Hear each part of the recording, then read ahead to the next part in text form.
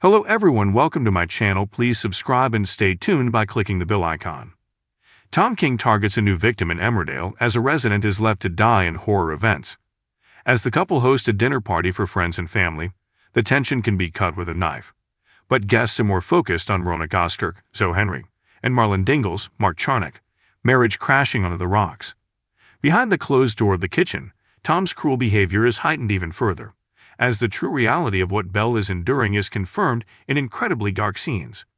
Back at the dining room, the others are oblivious, and things are only set to get worse. Meanwhile, another resident is in a terrible situation as Nikki Milligan, Lewis Cope, is left for dead in a car crash, caused by a drunk Ethan Anderson, Emil John. When Ethan then takes his split-second action, he puts both of their futures on the line. Monday, May 6. Belle sneaks to a doctor appointment to organize her contraceptive prescription.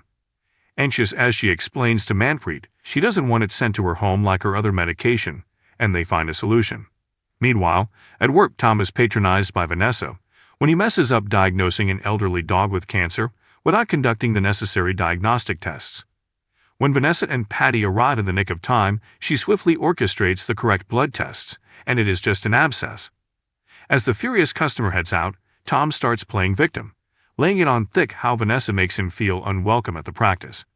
He suddenly turns the tables by inviting the vet staff and their partners to a dinner party tomorrow night at his and Belle's house.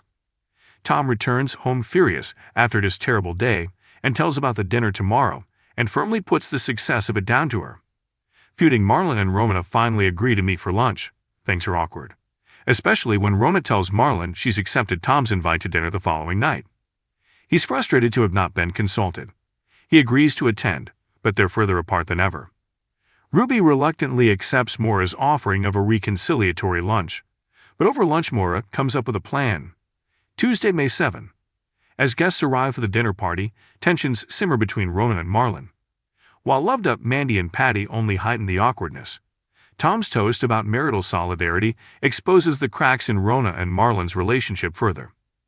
Belle excuses herself, saying the onions made her cry, as her relationship with the controlling Tom is strained.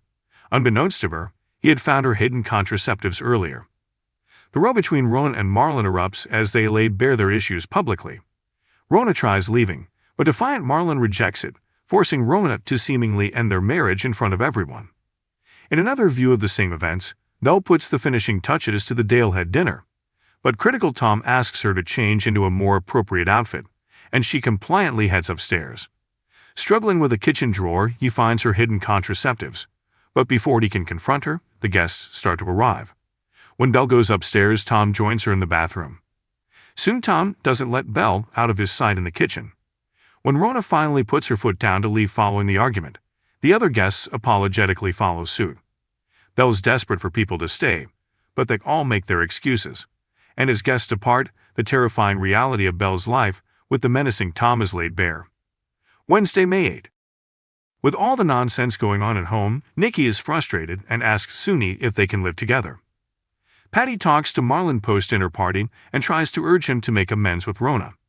He later suggests marriage counseling but worries that she won't agree. Desperate Carrie needs to raise money fast and hits onto an idea. Belle's struggle is enormous following her ordeals. Thursday, May 9. Nikki asks Caleb for Nate's shares to become an equal partner, but Caleb only laughs at him, leaving him frustrated. Meanwhile, Suni is elsewhere in a bar and calls to say one of the men who was part of the homophobic attack on them last year is at the same bar as him. Nikki wants to drive there, but Ethan sees he's drunk too much and says he'll drive instead. As they head to get to Sumi, Ethan sees a police car up ahead. He turns around, afraid of being over the limit, and as Nikki struggles to get hold of Suni on his phone, Ethan loses control of the car. Soon after, there's no sign of life from Ethan or Nikki in the crashed car. When Ethan comes round, he carefully pulls Nikki from the car he hides and then sees a car approaching. He watches as Maura discovers unconscious Nikki, before he runs away from the scene. Carrie tricks her way into Pollard's barn and finds a way to get into his laptop. Carrie soon discovers he swindled her by selling her necklace for a fortune. Furious, Carrie plots revenge, convincing Tracy to let her run a cash-only sale at the shop. She ransacks the shop as villagers grab their bargains. April admits she knows her parents are having issues. Friday, May 10. Ethan's racked with guilt following the car crash as the consequences of leaving Nikki weigh heavy. He makes attempts to cover his tracks but questions need answer. Carrie confronts Pollard over his duplicity, while Kim is frustrated by the setup at home farm. If you like the video, don't forget to like, comment, and share.